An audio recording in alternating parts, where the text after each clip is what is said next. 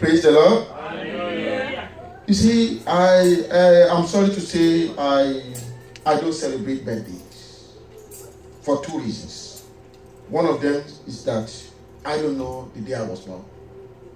I don't know when I was born, when my mother conceived me in my mother's womb, and then when I came forth. I don't know what happened in those days, during that moment. I only know that women go through what, and then when you go to the hospital, you see the kind of pain they go through, that our mothers go through. So I want to thank God, I want to appreciate God, and I equally want to thank everyone, and especially our mother, who is visiting us for the first time to come and do what? To come and celebrate Jesus Christ with us. May the name of the Lord be praised in the name of Jesus. Amen. So, mommy, you are welcome, ma'am. May grace abound for you in the name of Jesus. Amen. The grace of God that abound for you will continue to be there for you in the name of Jesus Christ. Amen. Praise the Lord. Hallelujah. So, like I said, I don't celebrate birthdays. Why? I told us the first reason. Secondly, is that my mother told me some few things. I'm saying this because mommy raised something while we were in the prayer room and even here in your presence.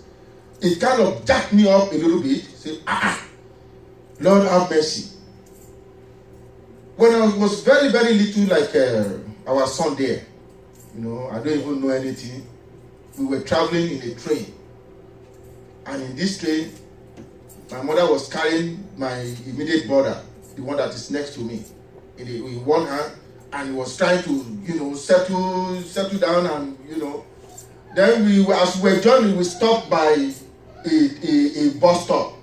Lo and behold, I was found missing. And then my mother said she was looking here and there, everywhere for me. She couldn't find me. So after a while, the train was about to move, and there's no way to stop the train. So the steam moved. And then while she was sitting down crying about me, that she has missed me for good. But grace showed up. Lo and behold, I just appeared from nowhere. So I need to appreciate God. It's not me, it is the gracious power of God that is at work. If it is working for me, I believe it is working for everybody. May the abounding grace of God secure you in Jesus Christ, in the mighty name of Jesus Christ. Even after that, if I myself that I have grown up, if I think back how God has been good to me, how God has been good to you, I've seen how I have wandered away. Wandered away. And how God has picked me up and redeemed my soul from hell, from the hands of Satan. And we appreciate God. So how am I to appreciate God? Well, instead of celebrating birthday, who am I celebrating? I need to do what? Go about soul winning. Soul winning. Because this is the very essence of why we need to appreciate God. The only way to appreciate God is you and I join hands together and do what? Go about soul winning. Instead of doing what? Partying here and there. So when you engage in soul winning, you will see how God will arise on your behalf. Amen? Amen. You will see how God will be there for you. You will see what God will do concerning you. Praise the Lord. Hallelujah. May the Lord help us in the name of Jesus. Amen. Praise the Lord. I can go on and on and on. Amen? Amen. So the word for you and I this morning is the church can only grow by grace. The church of God, the church Jesus Christ is building, can only grow by grace. It's nothing more. Because even the air that you are breathing in, amen, you cannot measure it. That is an element of grace. Because if you go to the hospital, they will be charging you even per hour. How great is our God? How God has been good. to each and every one of us that is living. Amen. Amen. We sleep and we just wake up. Is it by accident? No. Is it by our own power? No. But by the grace of God. Can somebody shout hallelujah? Hallelujah. Yes, we've read Ephesians 2, verse 8 to 9 as the Bible text concerning the church can only grow by grace. Yes, thank God the grace is available. For by the grace are ye saved through faith, and that not of yourselves. It is the gift of God, not of works, lest any man should boast. The book of Acts, chapter 4, reading from verse 32 to 33. Acts 4, reading verse 32 to 33 says, and the multitude of them that believed were of one heart and of one soul.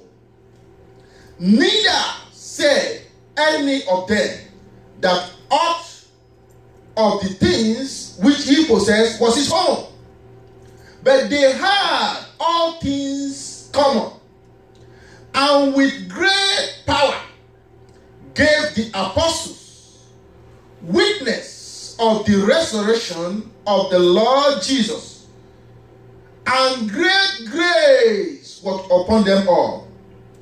I say, great grace is upon you, Lord, in the mighty name of Jesus Christ. I'm coming, we are heading somewhere. 2 Peter chapter 3, verse 18 says, but grow in grace and in the knowledge of our Lord and Savior, Jesus Christ. To him be glory, both now and forever. Can somebody say amen? Amen. You see, the church of God actually started on the day of Pentecost. And where, if you start reading it from the book of Acts chapter 1, you will see how Christ promised the apostles to go and wait. Go and wait in Jerusalem. Last Sunday we talked about Jerusalem.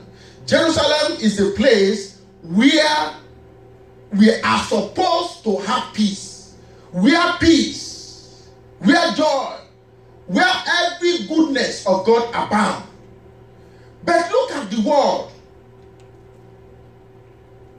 There is no peace anymore, even in Jerusalem, in the house of God. May the Lord have mercy on our Jerusalem in the mighty name of Jesus Christ. Amen. So the church of God that Christ said that he will build his church on, that no gate of hell will prevail, started on the day of Pentecost.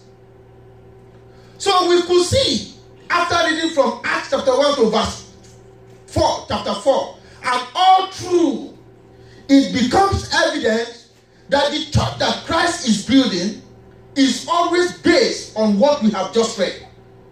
That the multitude, it started with the apostles, then we had 3,000, then we had 5,000, and so on like that.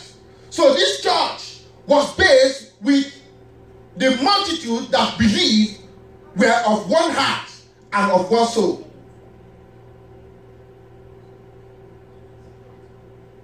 May the Lord help his church in the name of Jesus. Amen. So God wants everyone to grow in grace. This is the will of God. And when we are growing in grace, it is expected that this grace should do what? Should grow continuously. Spiritually and physically. How do we grow in grace? Practically. In all practical terms, God's grace is a continuous process in bringing real change, and increase and enlargement. Real change, increase, and enlargement in the body of Christ.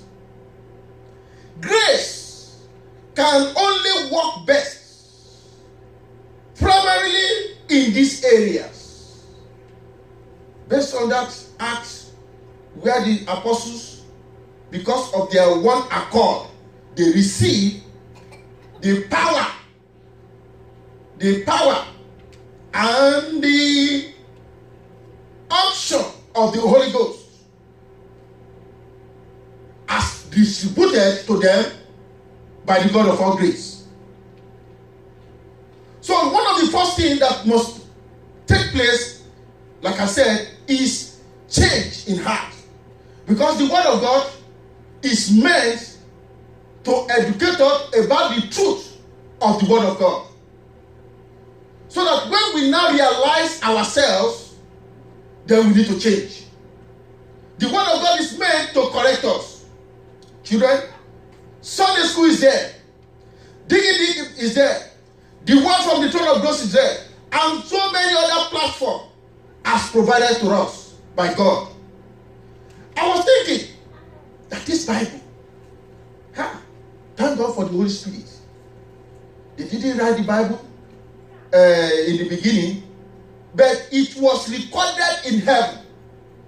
And then the Holy Spirit, under the instruction of God Almighty, to ask his servants, one of them is Moses, to write the 5 books of Moses, and the other apostles to complement the New Testament. I'm going to tell us that if God were to write another Bible now, he would have instructed some more apostles, some of his servants, to write again and then say, okay, in the timeline of life, then we would have been seeing a different Bible, a new modification. That is another voluminous book. But God did not do that. Amen? Amen. So God put a peg on that and said, look, this Bible, it says there is nothing new under the heaven. The things that have happened in the past, they are doing what? They are still applicable today. So the Bible is just like a mirror. So when you are reading the word of God, check yourself out. That's the way it's supposed to be. So that there can be change in our hearts. So that we can increase in knowledge. So that we can, through understanding, through knowledge, we can have what? Understanding. And then what? Ultimately, grow in wisdom. May the Lord help us in the mighty name of Jesus Christ. Amen. Change that we are talking about in the heart of people. You see, the reason why I mentioned Sunday school, let's pick it, let's use that as an example.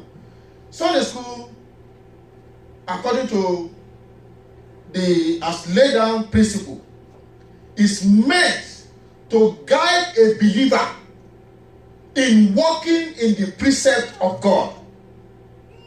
In the precept of God. So anything that is outside the precept of God, that is the word of God as written here, that person is what? Is missing it. I pray you will not miss it in the name of Jesus Christ. Amen. Ultimately, we are in the period of grace. Period of grace of the Holy Spirit. So if you are not being led by the Holy Spirit, you are a wanderer. I pray you will not be a wanderer in the name of Jesus. Amen. Those that are led by the Spirit of God, they are what? They are the sons of God. I pray you receive the Spirit of God to be led of God and be claimed by God in the mighty name of Jesus Christ. Amen. Praise the Lord. Hallelujah. Look at today's Sunday school now. We were told that there are satanic activities whereby there's hospitality. Satanic hospitality and godly hospitality. That's what we need to know. That the Sunday school is meant for us to walk in the precept of God. So if you don't have discernment, if you don't have the Holy Spirit, that person will be in trouble. Because there's no way you start. If you don't have a full knowledge of this word of God, and you don't have the Holy Spirit ultimately, that person is in trouble. You might have the word of God and not have the Holy Spirit. But if you are not being led in the Spirit, in these end times, that person is in trouble. Because I have been commissioned to preach about John 10:10. He said the enemy Satan has come to steal, to kill, and to destroy. But Jesus Christ said, I have come that you might have life and even have it what? In abundance. Amen? Amen? Because a time will come, rapture will come, and there will be no more grace. There will be no more Holy Spirit to direct. Even the so-called Bible, if you don't have the 666 in you, no, that person is, you are free. But if you have the option after rapture to do what? Is either you select 666 or you are dead. That's it. No more grace.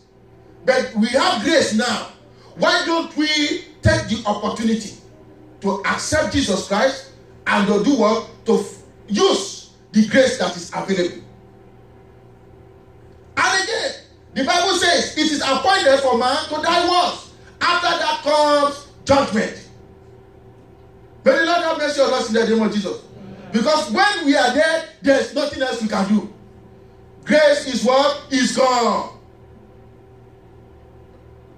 So grace works best in of these three that I'm just going to point out. Three major ones, but there are the rest. Amen? It is based on love. Ephesians 6 verse 24 says, grace be with all them that love our Lord Jesus Christ in sincerity. In sincerity. Amen. God is love. And love is one of the fruit of the Spirit. It's supposed to be working in the life of a genuine, a sincere Christian in ministry. Ministry has to do with service. 2 Corinthians chapter 5 verse 14 to 15 says, either way, Christ's love controls us. Since we believe that Christ died for all, we also believe that we have all died to our old life. He died for everyone so that those who receive his new life will no longer live for themselves. Instead, they will live for Christ who died and was raised for them. A Christian saved by grace, filled with grace, must speak grace. Is hereby constrained by grace to love and serve others. According to Ephesians 4, if you read from verse 14 to 15, Ephesians 4, 14 to 15. So, if you want to grow in grace, if the church needs to grow in grace, begin by growing in God's love. Begin by having your heart, the whole of your heart, with love. Love the Lord, your God, with all your heart, with all your strength, and with everything that you have. Because he has saved you by his grace. Ephesians 3:19, Paul had to pray. Ephesians 3:19, Paul prayed. When I think of all this, I fall to my knees and pray to the Father, the creator of everything in heaven and on earth. I pray that from this his glorious, unlimited resources, he will empower you with inner strength through his Spirit. I'm not hearing an amen. Amen. Then Christ will make his own in your heart as you trust in him. Amen. Somebody is not saying amen. Amen. Your roots will grow down into God's love and keep you strong. Amen. And may you have the power to understand, as all God's people should, how wide, long, high, and deep his love is. Amen? Amen? Nobody can comprehend that. How far, deep, wide, and high the love of God is. Amen? Amen. But ours is what is limited. Our own love is limited. Probably some people is even 1 inch. By 1 inch, by 1 inch, by 1 inch. Probably some people, there is no love at all. Why? Hatred. May you experience the love of Christ, though it is too great to understand fully. Then you will be made complete with all the fullness of life and power that comes from God. Amen. Amen. Another quality, another thing that makes grace, that we need to depend on grace to grow as an individual or as a church, is likeness. Likeness. God's grace makes us like Jesus. Grace of God working inside, that is the ark, is what is responsible for a child of God to grow, to look Christ-like, to make Christ his lifestyle. 2 Corinthians chapter 1 verse 12 says, it is what it portrays Christ to the whole world. 2 Corinthians 1:12 portrays your Christ-like behavior is what the others will see and will say, this is a son of God, that you belong to God the Father. We can say with confidence and a clear conscience that we have lived with a good God-given holiness and sincerity in all our dealings. We have depended on God's grace, not our own human wisdom. That is how we have conducted ourselves before the world, and especially towards you. Not your self-righteousness, but the righteousness of Jesus Christ. That what we see, that what we need to show as Christ-like behavior. God planned this long ago so that we can conform to the image of Christ. So that every detail of our lives work together towards that goal, according to Romans 8:29. And we know that all things work together for good to them that love God, to them who are called according to his purpose, for whom he did foreknow, he also did predestinate to be conformed to the image of his Son. Brethren, God's grace brings comfort in times of difficulty, in times of trouble. Jesus was full of grace and Jesus imparts that grace in us. Take a look at the life of Apostle Paul, for example, in 2 Corinthians chapter 12 verse 9 that we read a while ago. And he said unto me, my grace is sufficient for thee, for my strength is made perfect in weaknesses. Most gladly, therefore, will I rather glory in my infirmities, that the power of Christ may rest upon you and I. I pray, the more you move nearer to God, the more like him you will be, by his grace in Jesus' name. Amen. Thirdly, because of our time, action. Action. Can somebody say action? Action. God's grace functions and begins, like we have said, in love, in likeness, in the likeness of Christ, the righteousness of Christ. But it also functions, it's a function of action for souls.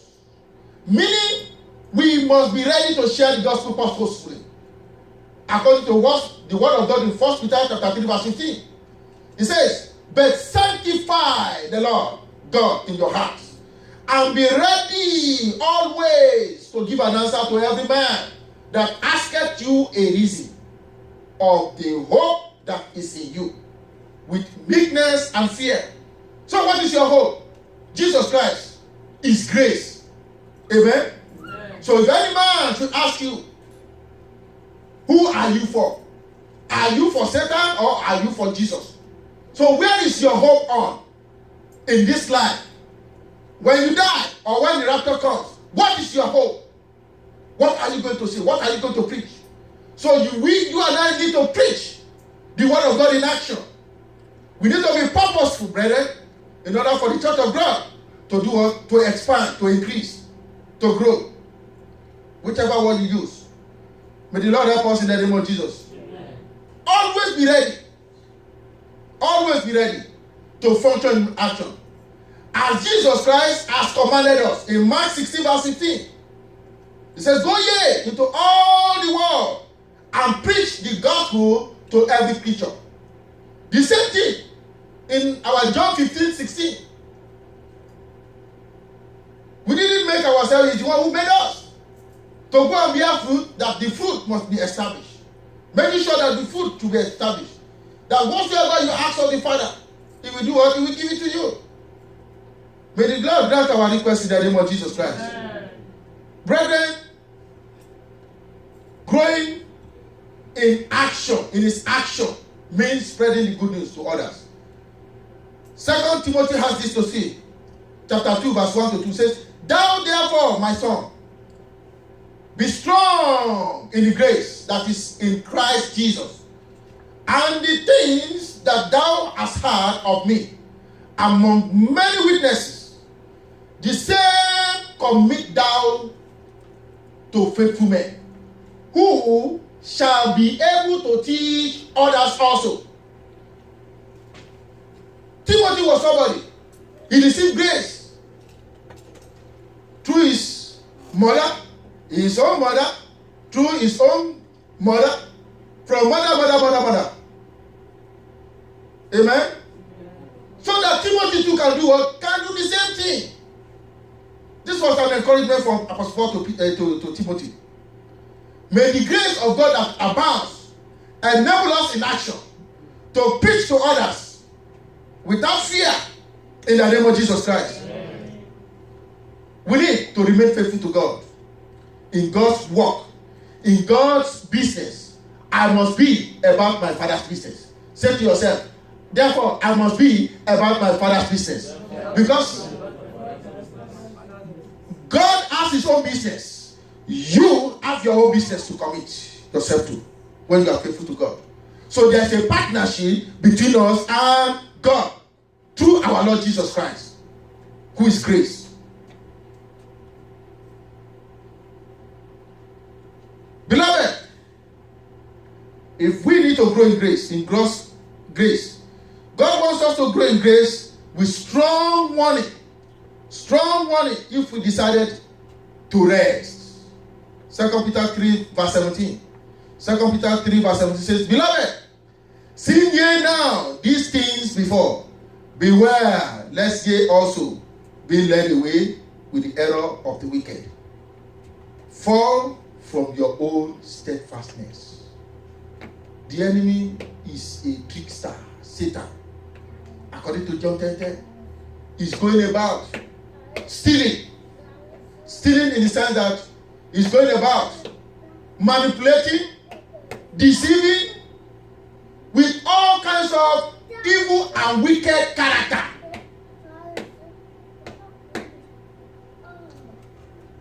We are going to rise up. Father, I pray I will not fall from grace to grass in the mighty name of Jesus. Father, I will not fall from grace to grass. Let's ask God for His grace to enable us to keep us from slacking. Yes, the enemy, right from the days of John the Baptist, Christ is saying, He's warning us. The kingdom of God suffered violence. Only the violent take it by force. If you are not violent, hey, it will be, I pray it will not be trouble in the name of Jesus. In Jesus' mighty name we are praying. Amen. You see, God's word now is encouraging us into action and not lukewarmness based on that Bible passage, last one that we just read. So for the rest of this year, Father Lord Almighty, enable me, Lord, by your grace. Enable me, Lord, by your grace, not to fall to every form of lukewarmness in the mighty name of Jesus. Let's ask God to deliver us from the spirit of lukewarmness. Lukewarmness is a spirit. It's another spirit. Yes, the Bible says we wrestle not against flesh and blood, but against principalities and powers. One of such spirits is lukewarmness. Yes, his name is lukewarmness. Let's ask God to deliver us, but rather enable us into action, into his action, oh Lord, by grace. In Jesus' mighty name we are praying. Amen. You see, we are taking that prayer point very, very, lukewarm. It's not. There's no evidence of fire in it. You see, when you are going to see tomorrow, I mean, there's a saying that when you want to see tomorrow, you will see it now. Amen. You will see the evidence of it now. Our Father in the Lord gave us an equation. An equation is this. It says prayer minus action is equal to hypocrisy. We are going to ask God. One of the hypocrisy is what? Is lukewarmness. Excuses. There are so many. If you have a child of, if you ask a child of God now, I'm going to have a party. When there's what? It's evangelism. When there's what? We need to preach the word of God. I'm not equipped with the Bible. I don't have to. Amen? So many excuses that we keep giving. And church is what is being described as in our own steadfastness. We are going to ask God, Father, every child, every of your child that is involved, Lord, in soul winning. Soul winning does not have to do with it is because soul winners assembly that must be in charge of soul winning. Amen? No. Every church is the world over. In as much as it is a church. Whatever business that you are doing, whether you are in the office, you are in the marketplace, God has given you and I a gift. So when the gift that God has given us, we are not showing the grace of God in it by preaching to others. Guess what? It is hypocrisy. It is merely religion.